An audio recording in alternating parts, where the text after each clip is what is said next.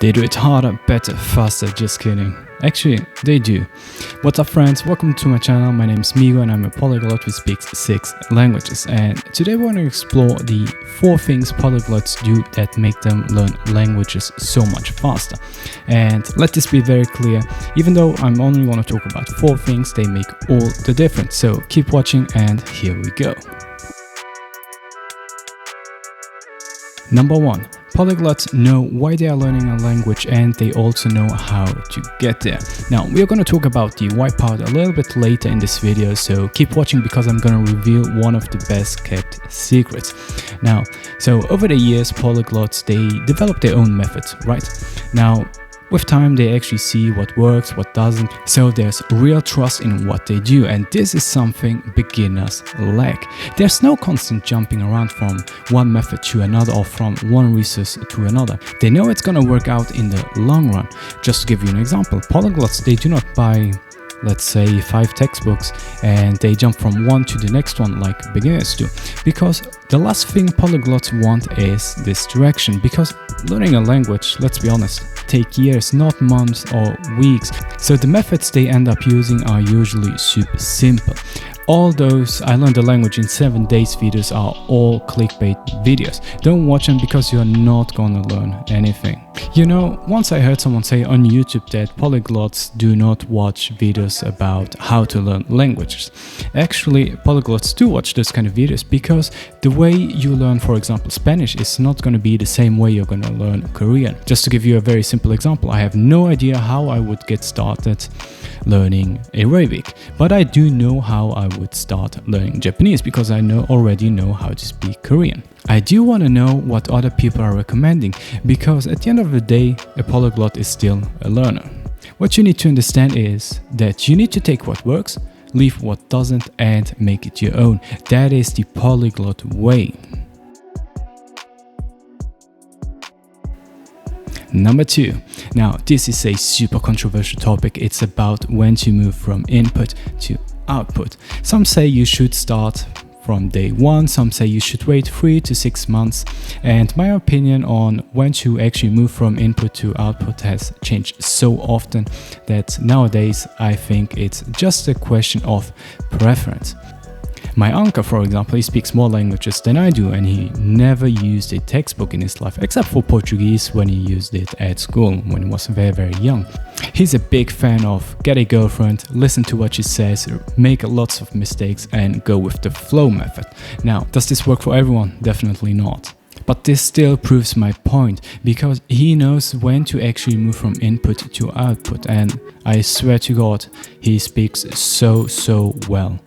The problem is that beginners, they usually wait too long before they start speaking or texting their friends in their target language.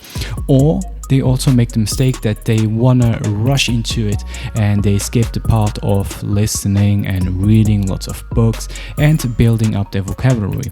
So that's why I say that polyglots, they tend to have some sort of balance between the two and they know when to move from input to output.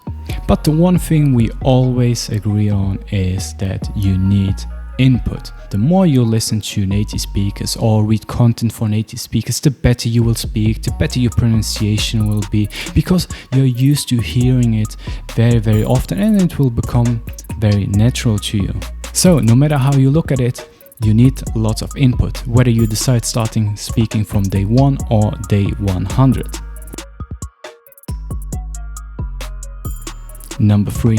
If you were to ask me how to progress the fastest way possible, have the most fun, how to engage the most in a certain language, it would be get a girlfriend, boyfriend, friend, teacher who's a friend, or a community where you want to belong to. This seriously has a tremendous impact on everything and this will bring your skills to the next level. Polyglots, they focus on so much more than just that one small thing. I'm not saying that learning Japanese because you like anime is not a valid reason, but there's just so much more to it when it comes to learning an entire language. Finding a partner or an entire community where you can engage with the language on an emotional level, Those are the kind of things that polyglots look out for. And long-lasting relationships, that is the #1 goal that polyglots have. It kinda looks like the best kept secret ever because no one's talking about this. I don't know why, maybe it's because you can't sell it in a language learning course. So do with this piece of advice whatever you want. Number 4. Polyglots, they get in touch with the language in just so many different ways. Textbooks aren't enough. Watching a few TV shows a week isn't enough. Languages are a part of our daily lives. Just to give you an example, I speak 6 languages and I use almost all of them on a daily basis. I do real life things. I use English for YouTube, I use French at work, Portuguese at home, Luxembourgish with friends, and so on. I'm always using them. There's no break whatsoever. It's kind of a lifestyle. It's the same thing athletes do. They surround themselves with the right kind of people. We need to surround ourselves with native speakers, language learners, coaches, teachers, whatever. Those kind of things, they are gonna help us so much. Everything becomes so much easier and just so much fun. They are so important that it's not about learning a language anymore. It's so much more than that. It's about interacting with people. But it's not only the people that make a difference. Nowadays, the modern polyglot uses technology instead of getting distracted by it. Polyglots, they do not wait until they are surrounded by native speakers. That's not the polyglot way. You know, there's also this one myth that you need to be an extrovert if you want to learn languages. That's not true. I'm not an extrovert and yet I speak 6 languages. Even though I do not necessarily go out there actively looking for native speakers, what I do is I make myself accessible so that those kind of people approach me instead. As long as you use what you have in the right way, it's gonna work out. Thanks for watching, it really means a lot. Don't forget to like and subscribe and leave lots and lots of comments, and don't be afraid to ask questions, of course. And if you want to support me, share it with fellow language learners, family and friends, and you can also directly support me on coffee.com/heitsmigu, and I also have affiliate links if you want to. I get a little bit of kickback if you use it. And I guess I will see you in my next one. Bye bye.